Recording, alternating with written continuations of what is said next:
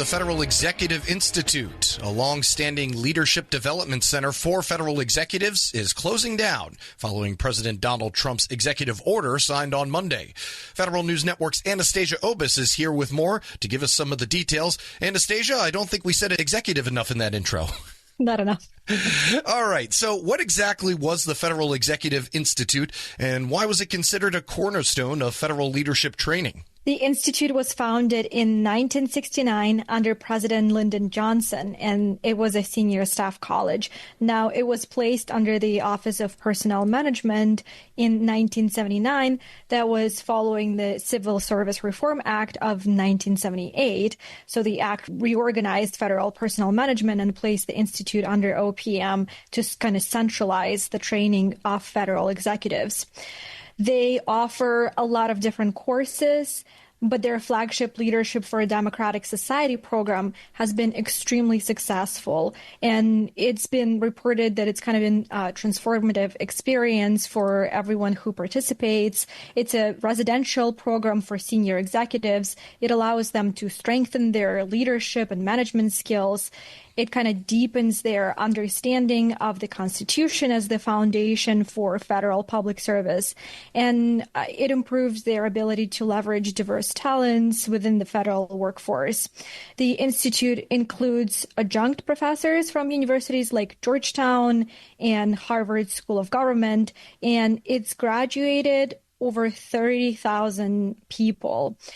The Institute was really kind of a centralized place for managers and executives to learn how to manage and lead or polish those skills, or being able to keep up with major changes in the federal workforce, or kind of like changes that we see with technology. So what about that did the Trump administration not like? Why is it shutting it down, and what sort of justification did it provide? The executive order says the Institute should be eliminated to refocus on serving taxpayers. So here is a quote from the executive order. Bureaucratic leadership over the past half century has led to federal policies that enlarge and entrench the Washington, D.C. managerial class, a development that has not benefited the American family. The effort is a part of this administration's broader effort to reform the federal bureaucracy, and that includes eliminating what it sees as ineffective government programs. We see this administration bulldozing through the federal government, whether it's placing USAID employees on leave and attempting to completely get rid of the agency, or announcing reduction in force, or offering deferred resignations to the federal workforce, or firing independent inspectors general. The list goes on.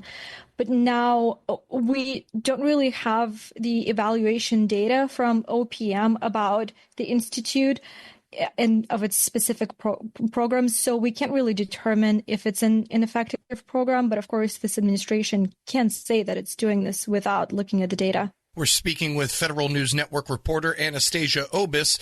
And so as you ticked off all of the things that the Trump administration has enacted, there has been reaction for each one of those moves. What about this one? What has been the reaction about this decision? It raises a lot of questions, specifically about the administration's long-term vision for leadership development.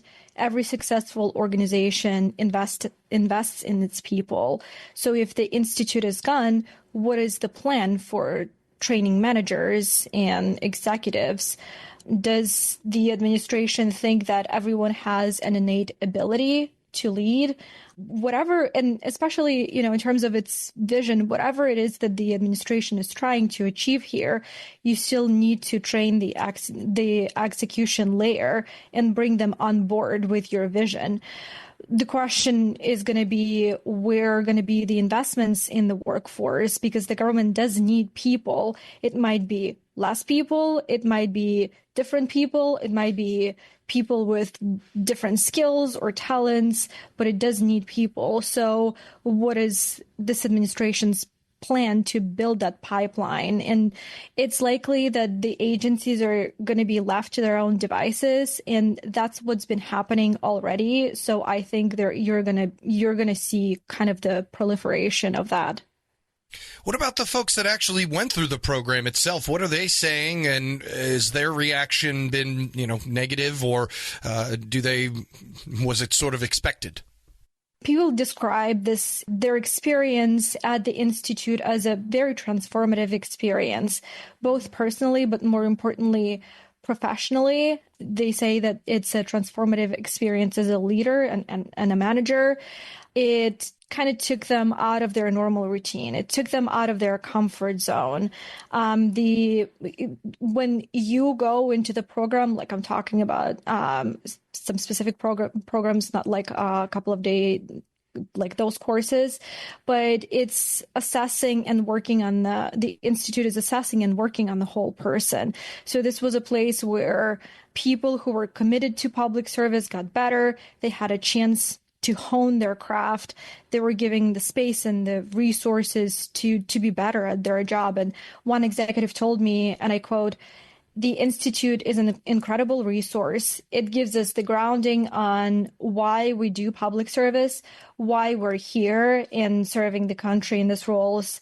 Once the Institute is gone, the cost to get it back will be too much, and that is really sad." Talking about disruptions, what about the folks that are actually, in the program right now? And do we have a timetable of what closing it down is going to look like? We don't have anything. It's not clear right now. We don't have a timeline for when the Institute will close, and we don't really have a number, the exact number on how many employees are at the Institute. There are, like I said, adjunct professors and there are contractors. Some employees of the Institute fall under OPM, so everything will depend on the status of those employees and what's going to happen to them. All right. Well, Federal News Network's Anastasia Obis telling us the latest about the Federal Executive Institute and what its fate may be. You can check out her story at federalnewsnetwork.com. Anastasia Obis, thank you so much. Thank you, Eric. It's the Federal Drive with Tom Temin on Federal News Network. I'm Eric White filling in for Tom.